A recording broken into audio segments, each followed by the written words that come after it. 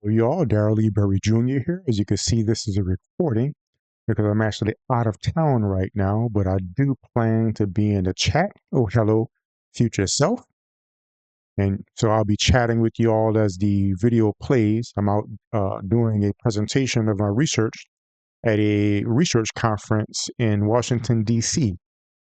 So right now I'm in Washington, D.C. still, while I will be when this is playing on the stream. But I want to make sure you all had a video there playing. So any questions or comments, you'll see me in the chat, I'm sure. Unless we're like out at dinner or something. I don't know if we're going to be doing something at the time, but I'm sure I'll pop in when the stream starts, if nothing else, to say hello. And what we'll do today is a slight change from the regular program, since I'll be doing something recording, and we will do some thermodynamics, in particular some entropy in the form of the Sackur-Tetrode equation. The reason why is because I have a thermodynamics exam on Wednesday before I go to the airport to go to Washington, D.C. So thankfully, the professor is working with me to allow me to take the exam in the office of the TA, which is the teaching assistant, like the assistant for the professor in a class. So I'll do that before I go to Washington, D.C.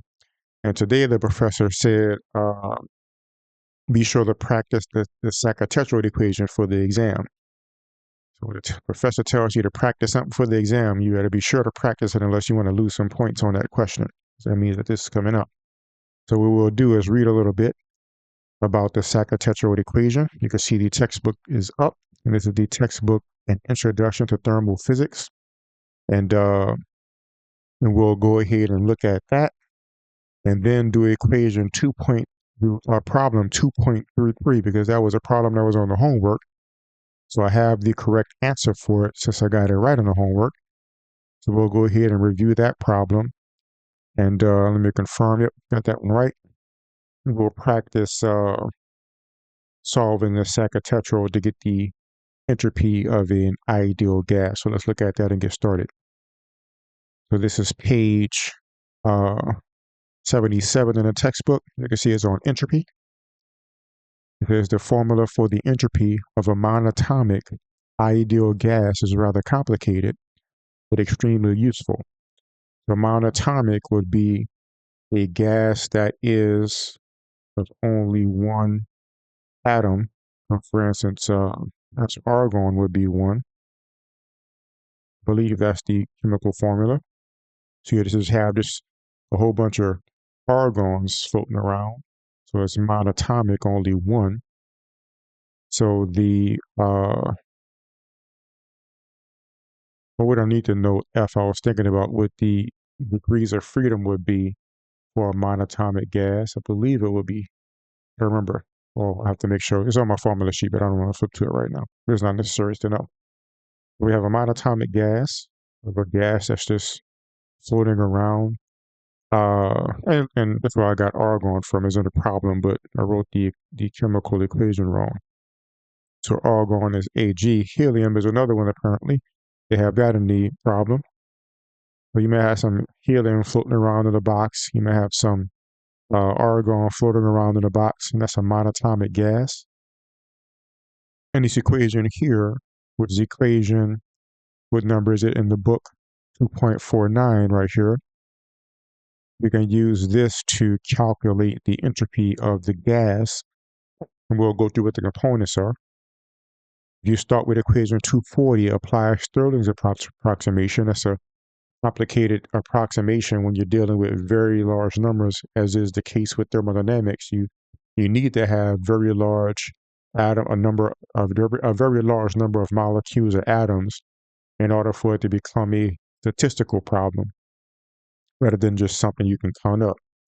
So thermodynamics works, and entropy and all that stuff works because the number of particles is so big that that it becomes a probabilistic thing. You could talk about probabilities and likely scenarios, because so many particles that it becomes an on average thing, I guess you could say.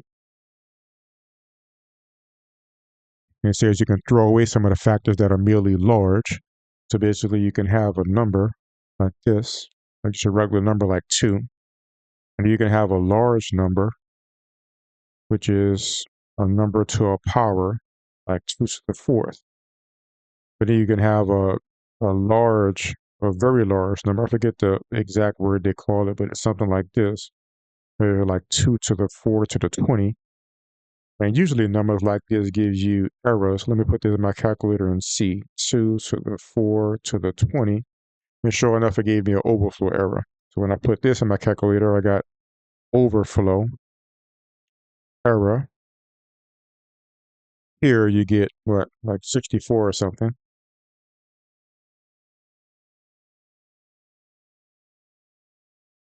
Oh, 16.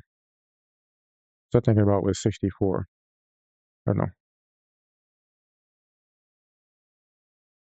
4, 8.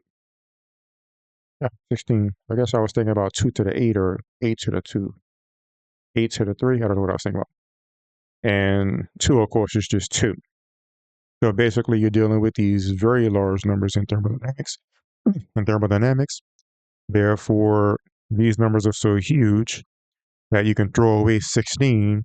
You could throw away, so this would be just a large number. Of course, you could throw away 2, and you'll still get a good approximation because these numbers are so huge. You know, these little small numbers here, the only large numbers will be like way in the little decimal places of this number that's so big, it overflows. And you use Stirling's approximation, which is a whole nother video, where you approximate the value of these very large numbers with logarithms and stuff like that. So, but that'll come in another video, I'm sure. Right? So, the famous result is known as the Sackur-Tetrode equation. Consider, for instance, a mole of helium at room temperature and atmospheric pressure. So he's going into all the little details. So we won't go into the details so much. We'll just point out what these things stand for. So S is for entropy. N is the number of particles. K is the Boltzmann constant. V is the volume of the gas. I already did N. M is the mass of the gas. H is Planck's constant. U, remember U as myself. What is U? Let's see what U is.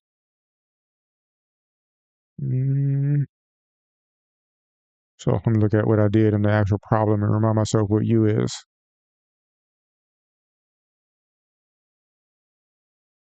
Oh, so U is the energy, but I use an equation for it. So U is energy, but the energy is 3 over 2. So 3 over 2. N, which is the number of moles, little n, big R, and T. So with these, little n is the number of moles. R is, remember the name of this constant. What's the name of this constant?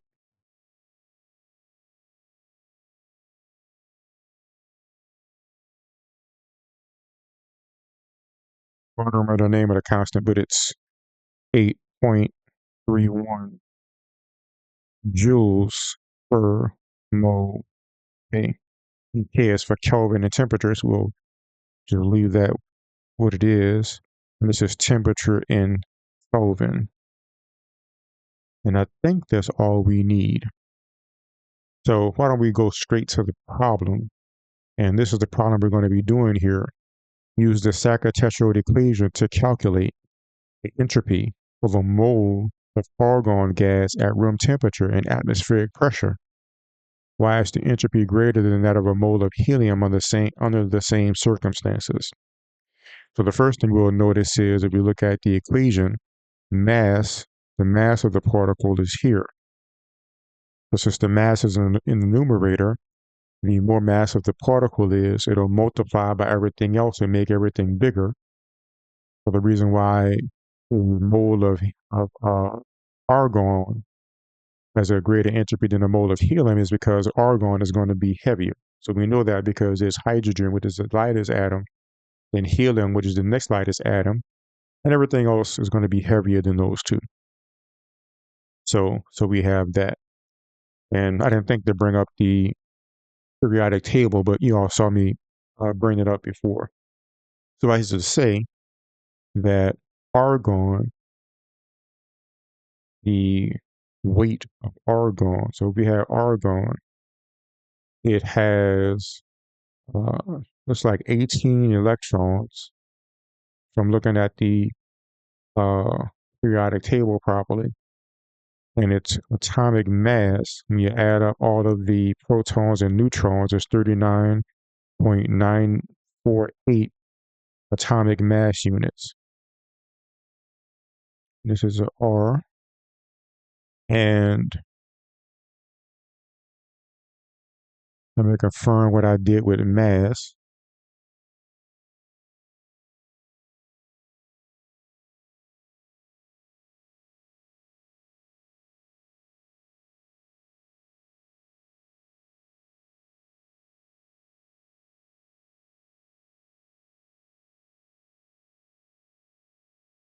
Right. So it looks like this is going to be grams for a mole of the substance. So that means when you look at a periodic table, looking at my work last time, it goes, when I learned it enough to do the homework, but not enough to do the whole thing by heart. So when you look at a periodic table, you see it'll look something like, you will see a big argon here. You will see argon. You will see a number up here, which should be the number of electrons. Don't quote me on that. I could be wrong about that, but I believe it's the number of electrons. And you'll see the number here, and this is definitely the mass. So what this is saying is if you have a mole of argon, it'll weigh 39 grams. Now a mole is Avogadro's number of particles. So if you have a mole of particles, it's often written like that, and that's going to be 6.022 times 10 to the 23rd particles. And I forget the details of how they got that number. I believe the one who figured it out, he figured out a way to count the number of particles and a certain amount of carbon. And he found out that that number is prominent in several different physical processes. You know, however he did it, he realized, oh, this is the number of particles that's here, and this is the number of particles when you have this process. And this number of particles we call the mole. And it became a standard part of our counting of microscopic systems and objects. Like a mole of atoms gives you this many grams. That's the number on a periodic table. All right, so I think I have everything we need. Now what I did on the homework was I broke this up into multiple pieces. But what I think I'll do now in preparation for the exam is to see if I can plug everything in at one time and see if I can make that work. So, so these are the things that we need. This is a mole of argon at room temperature and atmospheric pressure, looking at the problem. So room temperature is going to be about 298 K, so T equals 298 as Kelvin. Atmospheric pressure is going to be 1 atmosphere, that's P, and it's going to be 10 to the 5 newtons per meter squared, which is a Pascal. And we need the volume of this. So we go PV equals number of moles, big RT equals big N KT. So it doesn't give us temperature. So well, it does say room temperature. It gives us room temperature. So we can actually use either of these. We use NKT or nRT. It should give us the same thing. So we need volume. So we'll say we have pressure, we didn't need volume to plug into the equation. So volume is nRT over P, which is big N KT over P. And why don't we plug both of these in and we can find out if these are the same. So we have 1 mole, R is 8.31 joules over mole K, and T is 298 Kelvin, and that's over 10 to the 5 newtons per meter squared. And we're going to see if that equals 6.022 times 10 to the 23 particles. And the Boltzmann constant, let me get it off my previous homework. The Boltzmann constant is 1.381 times 10 to the negative 23, and that's joules over K. And we have the same 298 Kelvin, because the hotter something is, the more it expands, so we need the temperature. And that's still going to be divided by 10 to the 5 newtons per meter squared. All right, so let's see what we have here. So the kelvins cancel here. This is 1 mole, so the moles cancel there. A joule is, what am I trying to get? Volume. So a joule is Newton times meters. So this is Newton times meters. So the newtons are going to cancel. And then if you looked at my stream last week, you know that we have something in the denominator the same thing as being in the numerator. I checked the video last week to understand that cryptic comment, so that gives this meters cubed. So let's go ahead and plug this in.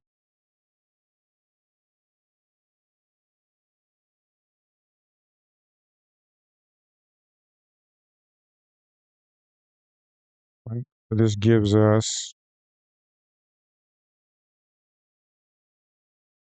2.48 times 10 to the negative 2 meters cubed.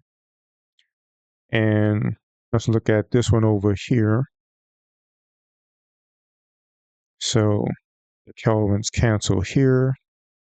And we again have joules divided by Newton over meter squared. So we know that's going to give us meters cubed from the other side, from what we just did. So I'll plug this in the calculator. We have 6.022 times 10 to the 23 times 1.381 times 10 to the negative 23 times 298 over 10 to the 5. And that does also give us 2.48 times 10 to the negative 2 meters cubed. So we see that both forms of the equation, it was the same, because really it's just mixing up basically the, how does it work? The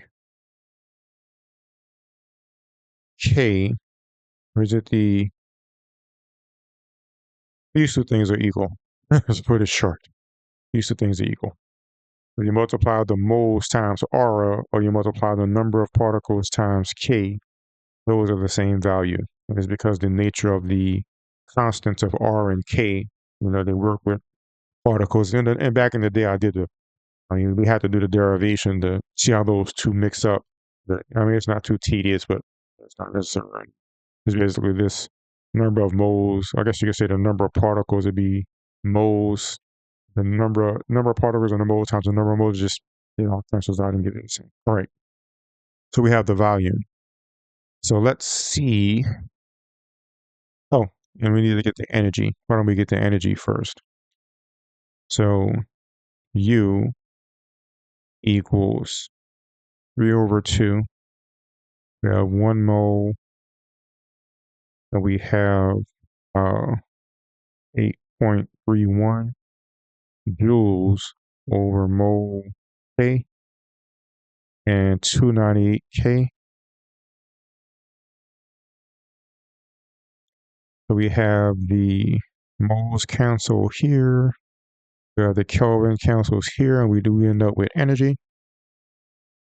So we have 3 over 2 times 8.31 times 298. So we have 4.96 times 10 to the 3 joules of energy for this gas. At this temperature with that number of moles, that's the amount of energy it has. All right, so I think we have everything we need to plug this stuff in. So let me copy this down, and I'll see if we can do this all at one time. So we have equals NA. For the constants, I'll just leave those as letters. Ln, so this will be 2.48 times 10 to the 2 meters cubed over NA. This is going to also be times 4 pi. So we have, this is the mass of this is the mass of a mole. And to convert this to particles,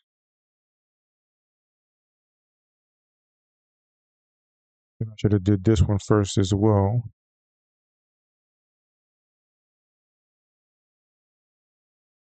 So mass equals number of moles times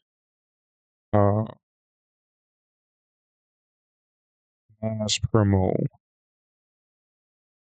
which is 1 mole times 39.948 grams, which equals 39.948 times 10 to the negative 3 kilograms. So that's how much mass we have.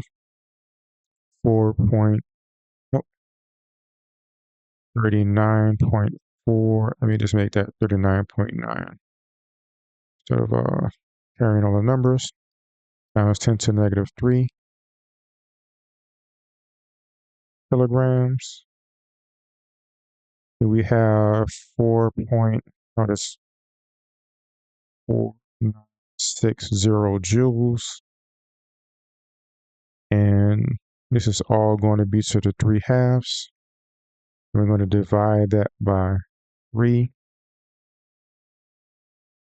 in A. And let me write the H bar out since I don't remember exactly what that is. Okay, there we go. Is it here?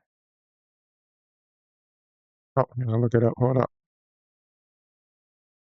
H, not H bar. It's used to quantum mechanics is always H bar, but it's just H. All right? So that's, and it's squared, so 6.626 times 10 to the negative 34 joules times seconds squared.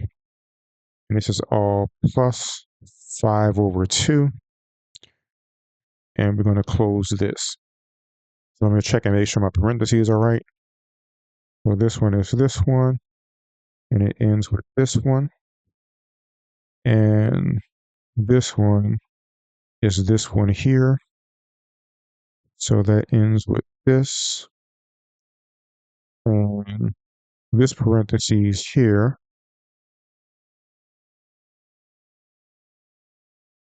Hold up. I put this in the wrong spot, so I have to do my, watch out where these parentheses are. So that's actually out there. And I'm missing one parentheses here. So let me give myself a bit more room. So this is 3 over 2. And this extra parentheses here is confusing. Let me erase this. And this green one is actually here. That does have the 3 over 2. And I think that's it. So I'm going to plug this into the calculator and see if we get the answer in the book, or at least the answer in my solutions from last time. Last time, again, I did it like piece by piece. Like I broke this part up and solved it, and broke this part and solved it, and solved this, and then like multiplied them together.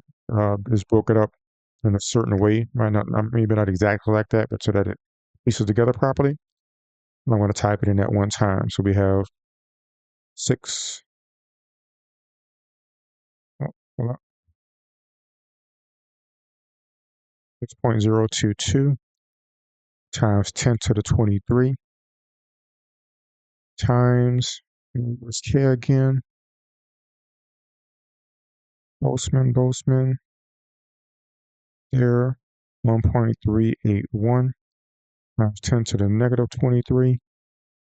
And I put my blue parentheses, ln, my purple parentheses. We have, maybe to just capture that number from up there.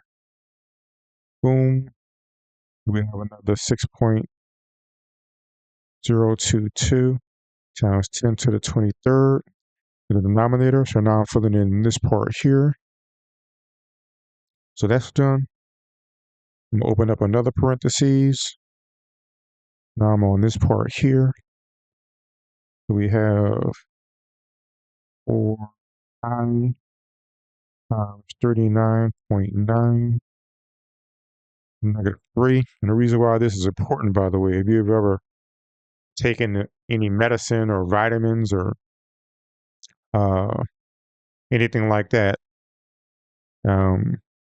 is these units play a part, like these moles and uh, Avogadro's number and all of this stuff. Chemists have to use all of that stuff to make that stuff. So a lot of this stuff, which we probably will get into one day, is dealing with like chemical energy and all the enthalpy of creation and enthalpy of destruction. And when you combine molecules, the energy it takes to do so, the energy it releases when they break apart. Like what happens when we take energy from nutrition, breaking apart the chemical bonds that we get energy from. So all of this stuff is not just numbers that they're throwing around, but it's things that are vital as far as how nature works. So still on the yellow part there. That's 6.626.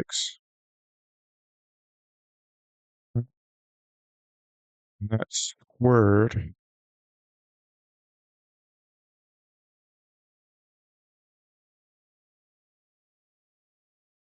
Parentheses here. Right, so I think I finished that part. So now I can close the green parentheses. And now I'm here. Put my 3 over 2. Right, then I close my purple parentheses. Then I add 5 over 2. Then I close my outer parentheses. So before I press enter, make sure I typed everything in properly. 3 over 2, 1960, 39.145, 3 times. I forgot my Avogadro's number. It would have definitely given me an incorrect answer. So times 6.022 times 10 to the 23. All right, so we got the Avogadro's number, 3 for pi. Then we have Avogadro's number. We have the volume. Boltzmann constant, another Avogadro's number, and I guess I could go through the units, but really don't feel like going through the units again. I'm going to assume that this is right. And the equation is the equation. I have my Avogadro's number, that's the number, my Boltzmann constant, my meters cubed. I put this into kilograms. This is important. The formula is always use kilograms by default. That's why there's a 10 to the negative 3. If there's 10 to the grams or 10 to the negative 3 kilograms. Uh, got my joules times second for my Boltzmann constant here. We have, what else? I think that's everything. So I'm going to hit enter, and I get 842 entropy, and that's going to be joules over K, the entropy units, and that is incorrect. So I must type something wrong. What did I type incorrectly? Let's see. I may actually have to break this up with the parts on the exam too, which I don't really want to do.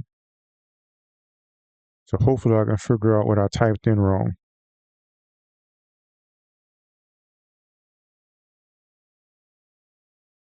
P.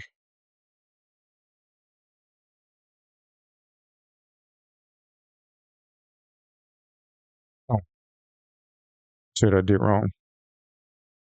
I mean, mistaken. Dropped off my e to the negative 2 on the volume.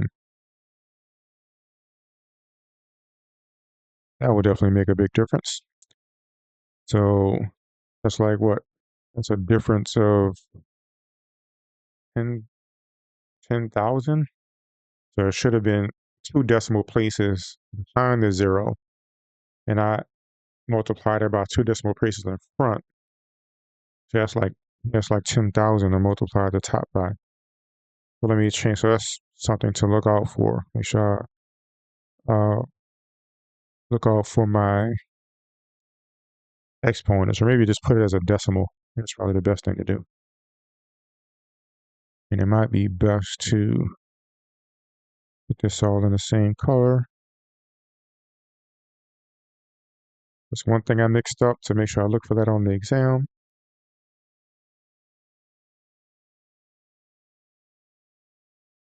Oh, no, it wasn't it. I put it in the calculator right because I copied it down from above. Okay, let's see what else it was. No, three, three.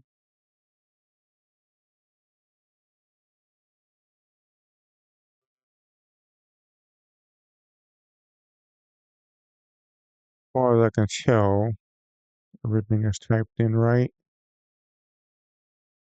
So I'm gonna look and see what I did when I broke it into pieces. The NK part,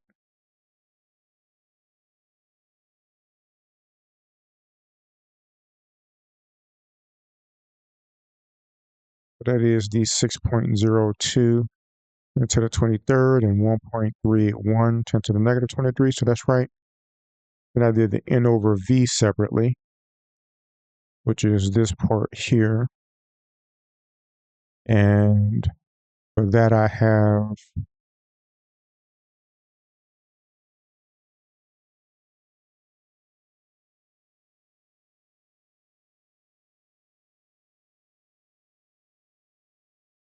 zero point 0.25 meters cubed.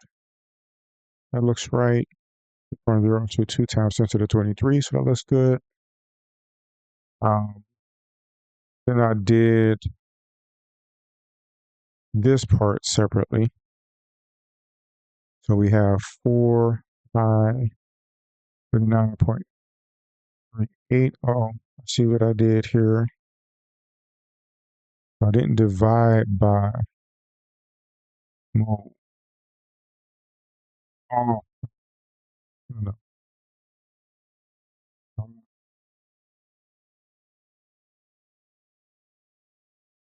Okay. So what I did was This is still kilograms for a mole of particles, but I need the mass of one particle. So basically, this is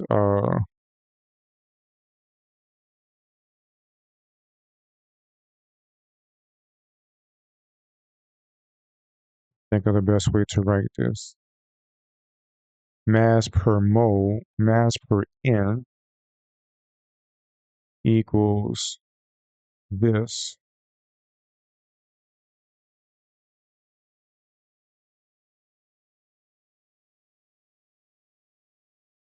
So that in itself is mass per mole.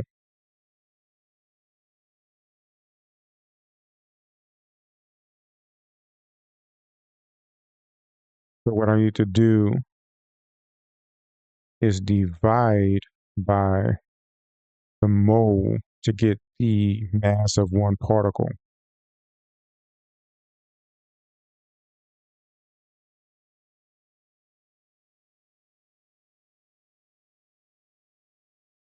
Still seeing how to write this algebraically, making sure I understand how it works algebraically.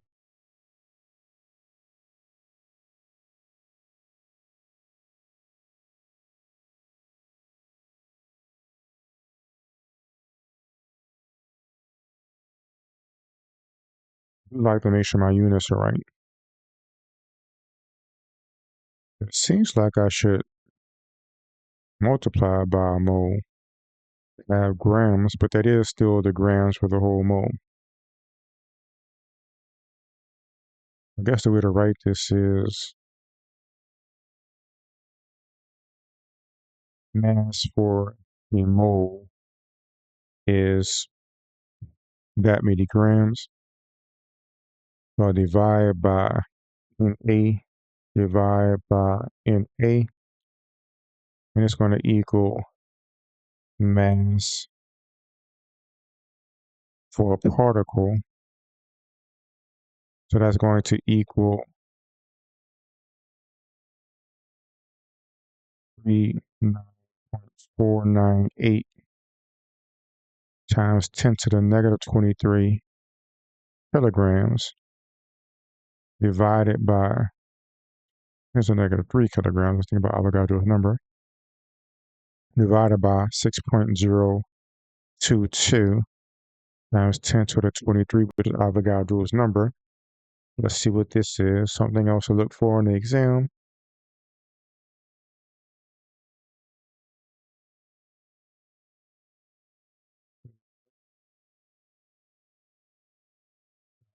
$39.498, 6.022 times 10 to the 23.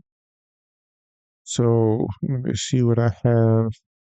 I didn't actually multiply that out the first time I did it, but right now I'm getting 6.56 times 10 to the negative 23 kilograms, which makes more sense, I guess. So I had a giant atom. It could be super heavy. So I'll copy this out. And now we have 6.56 times 10 to the negative 23 kilograms. All right, let's put that in and see if that fixes the issue.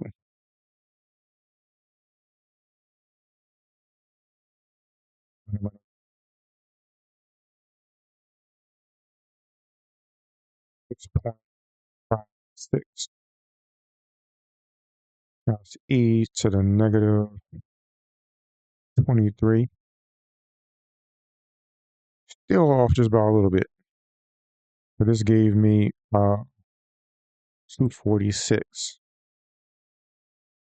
See why he said we need to practice this.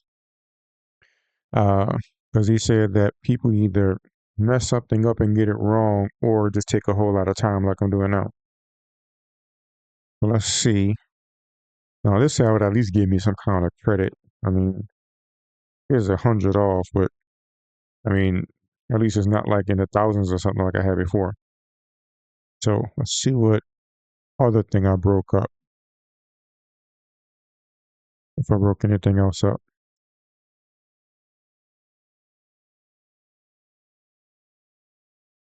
So it looks like I multiplied U out or 2, 1. It's to be typed in properly. 3 moles. Oh, nope. I typed something wrong there.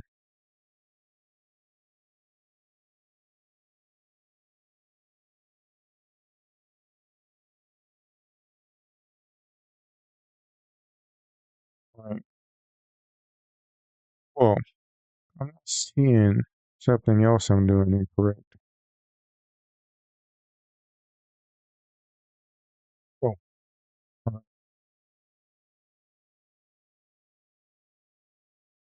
noticed that the answer I get is close to the value I got for one part of the problem.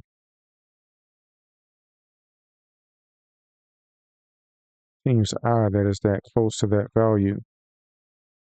At least it's the main part, not including the exponents. So, all right. Well, the lesson of this probably is it's probably faster to break this up into multiple parts. So what that tells me to do on the exam is to do like I did on the homework and make this my part A.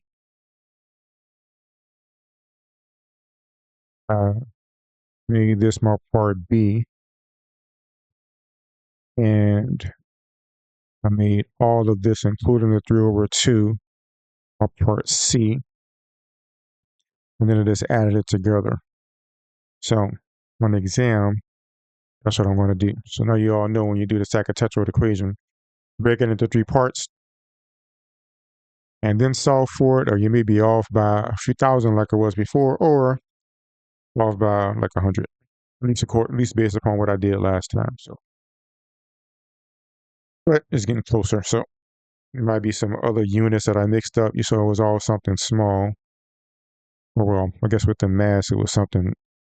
It was a small mass, but I definitely made it a lot bigger than it was supposed to be. I'll take one more look and see if there's something else here. Here's a 2.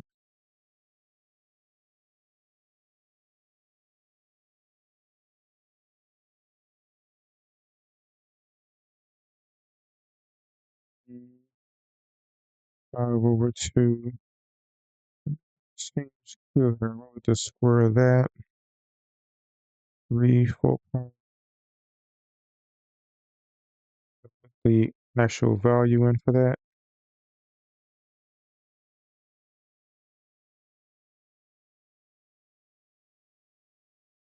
To get the mass of one particle, that's the mass of a mole of particles.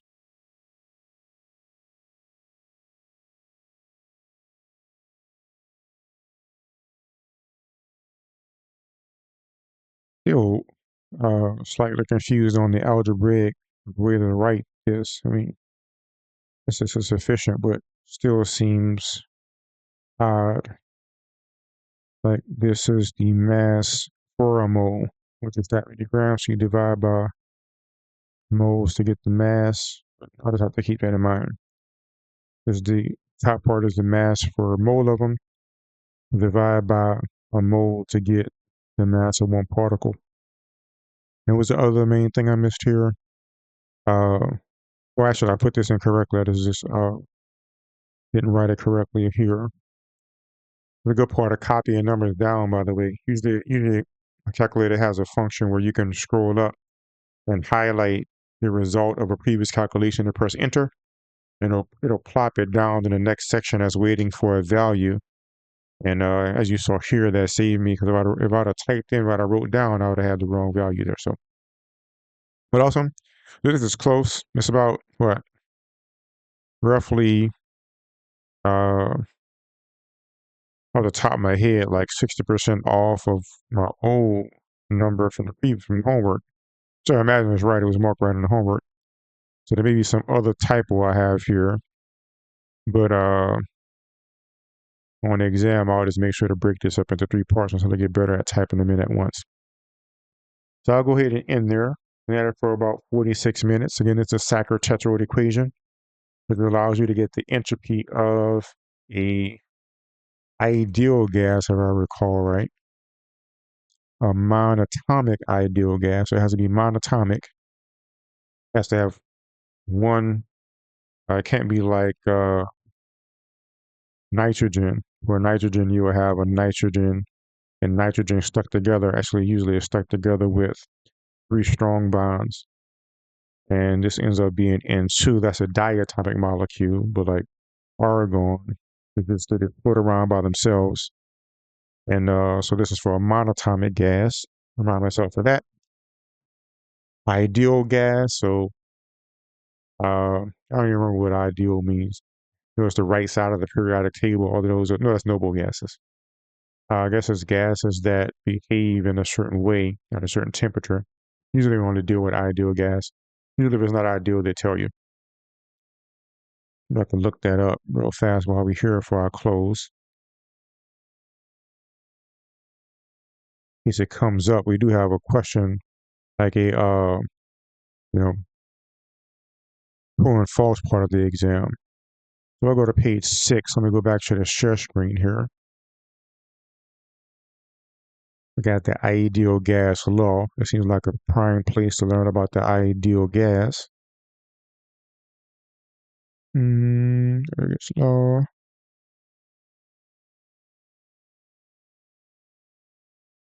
This is what we're talking about with Avogadro's number right here. This number here, equation 1.3.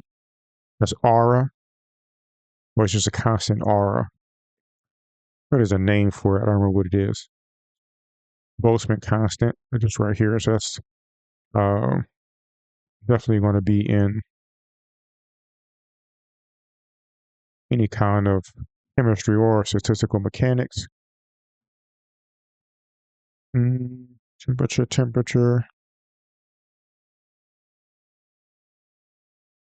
Search ideal gas.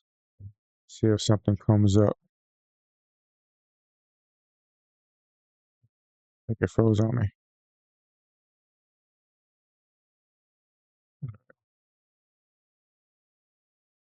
Ideal gas. Okay, from low density gas. Many of the properties of a low density gas can be summarized in the famous ideal equation. So ideal in part is going to be low density. So the gas can move around very freely. It's not like bumping into each other a lot, because if they bump into each other a lot, then it causes additional processes to occur, starting to come back to me. But if it's low density, that means that there's a lot of spacing between the molecules that can move pretty freely, and it simplifies the process. Right, y'all? So thanks all who are here right now. Hello again, future self. Hopefully, like in Star Trek, there's sandwiches in the future. And I should be back live again next week, which the date the video is posted is on the 22nd. I'm sure we'll continue with relativity on that day. So, see you all next time.